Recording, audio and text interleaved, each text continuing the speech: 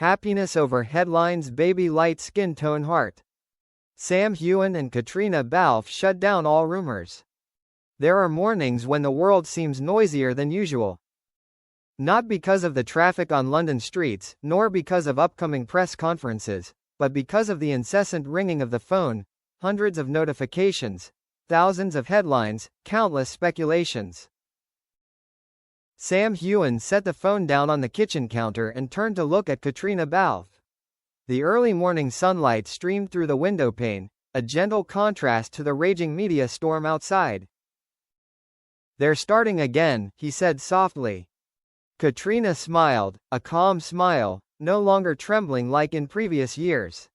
She placed her hand on her chest and looked at Sam. "It's okay," she replied. "Today, we choose happiness. When rumors lose their power." For years, Sam and Caitríona had grown accustomed to being scrutinized. Every glance, every small gesture, every moment of silence. The press called it Hollywood Scotland's greatest mystery. Fans were divided, one side believing they were hiding something, the other fiercely defending their privacy. But never before had rumors touched them in this way. Caitríona walked into the living room, where the morning light fell softly on the sofa. She sat down, taking a deep breath. "I used to think," she said slowly, "that if we were quiet enough, they'd get bored." Sam shook his head. They wouldn't get bored, they'd just talk louder. They both understood. It was time not to argue, but to end it. The change was quiet. There was no grand press conference. No formal announcement was drafted by a lawyer. Just a very ordinary morning, and a very clear decision. "I'm tired," Sam said. "Tired of letting headlines dictate my feelings." Caitríona looked at him, her gaze softening. "Me too." She stood up, walking to the window where the city was still waking. "If they want to say, let them say. But our lives don't belong to them." Sam moved closer, placing his hand on her shoulder. "So what are we doing today?" Caitríona turned, smiling. "We're living." A private moment, where happiness begins. In the small room at the back of the house, no cameras, no lights, Caitríona sat down, placing her hand on her stomach. No explanation needed, Sam understood immediately. He knelt before her, gently touching his forehead to her hand. No tears, only peace remained. "I thought I'd be scared," Sam whispered. "Scared the world would ruin this." Caitríona replied softly, "The world can't ruin what we're protecting." That was the moment Sam realized, true happiness doesn't need public vindication.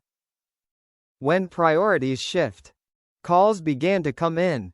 Managers, friends, colleagues. "Have you seen this news? How are you going to respond? Do you need to issue a statement?" Sam looked at Caitríona. She just shook her head.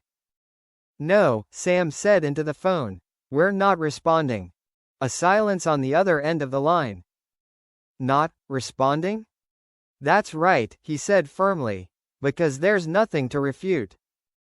Caitríona chuckled softly. That was the kind of laughter Sam had loved from the first day they met, unguarded, unacted. A small act, a big effect. That afternoon, Caitríona posted a picture. Not a red carpet photo. Not a backstage photo. Just 2 cups of coffee on a wooden table, the afternoon sun casting soft shadows, and a baby light skin tone red heart emoji with the words, "Happiness over headlines." That's all. No tags. No lengthy caption. But the internet exploded in silence. Not because of shock, but because people understood. When rumors collapse on their own. There was no official denial, but there wasn't a need. The headlines gradually changed tone. Sam Caitríona choose privacy. Silence speaks louder than rumors. Why happiness doesn't need explanation. Fans began to change their tone. Less speculation, more well wishes. Caitríona read each message, sometimes pausing for a long time. I didn't expect, she said, that silence could be so powerful. Sam smiled, because it wasn't a silence of fear, it was a silence of contentment. A very ordinary evening. That evening, they cooked together. Sam awkwardly chopped vegetables, Caitríona adjusted the seasoning. What if things were different? Sam asked. Different, Caitríona replied, but not so bad. She looked at him. We lived for the roles, for expectations, for schedules. Now, it's our turn. Sam nodded. I like this version of us. In public, but not for the public. A few weeks later, they appeared at a charity event. No avoidance, no dodging of cameras. But no ostentation either. A reporter asked, Sam, what do you think about the recent rumors? Sam looked at Caitríona before answering. Then he turned back to the microphone. I think, he said slowly, that not every story needs a headline. Caitríona added, and happiness doesn't need media permission. The audience applauded. Not because of the scandal, but because of the maturity. A quiet night, without headlines. That night, they went home. No phones, no social media. Sam placed his hand on Caitríona's stomach and whispered, I've never seen the future so clearly. Caitríona rested her head on his shoulder.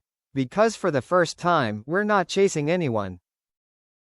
When things become simple, rumors gradually faded away, not because they were refuted, but because there was no longer any ground to exist.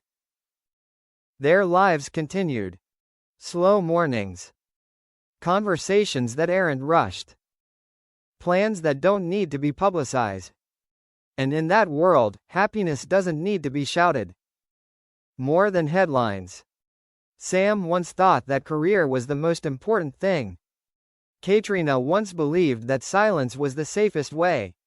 But now, they understand. Right finger, the greatest happiness is when you no longer need to prove anything to the world. Right finger and rumors will disappear on their own when you choose to live authentically. In a world always hungry for stories, Heughan and Caitríona Balfe chose the simplest thing. Happiness over headlines. Baby light skin tone red heart.